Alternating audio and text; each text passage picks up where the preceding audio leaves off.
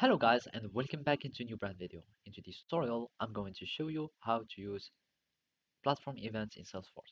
So make sure to watch the video to the end and follow these steps. First, you will need to have an environment that supports or that allows the usage of platform events. So now we need to go to setup.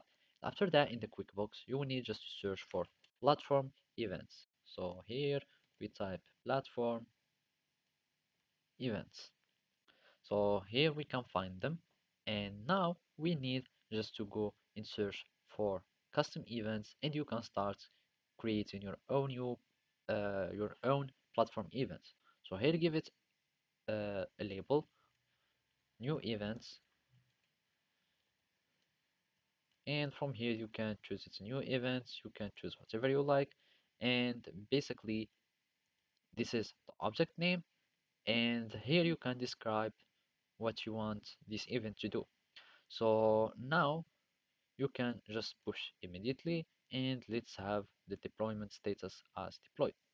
So now I'm going to save and from here you will need to start relating your event with some customs fields and relationships.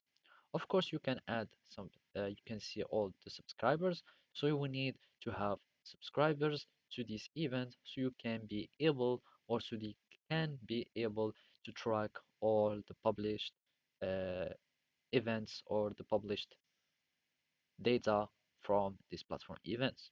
So here we need to add some custom field and relationships. So here we're going to click on new. You can use any type of this. So you can field, for example, text. So we can choose a text field and you can name it whatever you like. So it can be, for example, new content or whatever.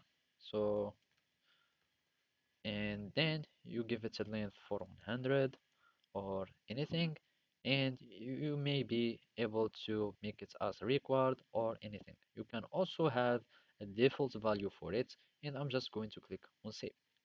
So after you have all the custom fields and relationships that are added to your events, now you will need to start implementing your events in your applications.